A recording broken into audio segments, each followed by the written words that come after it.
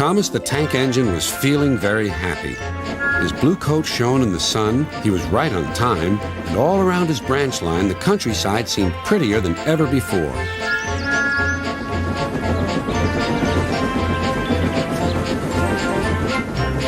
Beep, beep. Good morning, Percy, he whistled. My branch is the pride of the line, wouldn't you agree? Yes, Thomas, of course, but... But what, Percy? Out with it. Well, there is another engine with a famous branch line, too. Who? Where? His name's Stepney. He's far away, but Sir Topham Hatt says he may visit us. When? Oh, someday. And Percy hurried away. Meanwhile, Stepney was puffing steadily along his line.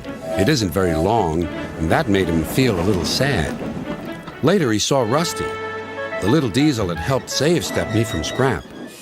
Everyone's been so kind. But my railway is so short, and I do miss a good long run. I think you should tell Driver, too, replied Rusty. I'm sure he'll understand. Stepney soon discovered that indeed he did. Do you know, Stepney, I feel just the same way. That evening he had exciting news. Guess what, Stepney? Sir Topham Hatt has invited us to visit the other engines on his railway. Manager agreed. It'll be a really long run to get there. Oh, thank you, sighed Stepney. They set off next morning. By now, all the other engines were talking about Stepney. He runs a famous branch line. Did you know that? Said Percy. Thomas was feeling a little jealous. Huh. It may be famous, but my branch is the first on the line. Everyone knows that, too. And he huffed away to fetch his coaches. Look, squeaked Percy. Why have they all come? There's no train yet.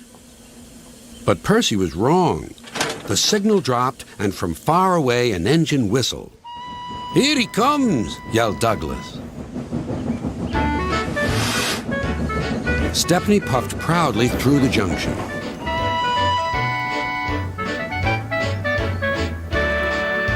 I hope you'll meet Thomas, too, said Edward.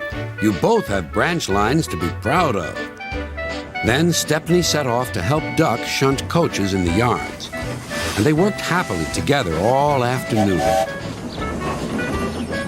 At last, Thomas arrived. Sorry, can't talk. It's time for my last branch line train. Mustn't be late.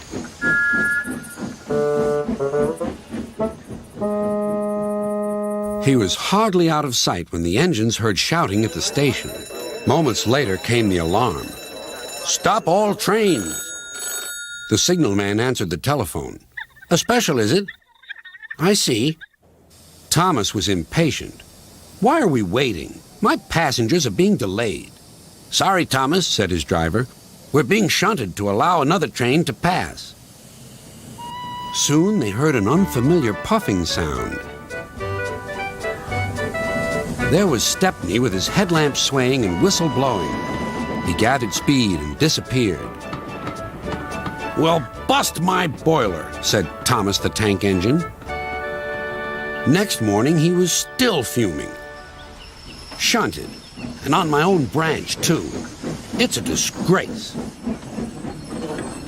I'm sorry, said Stepney. I was a special. Why?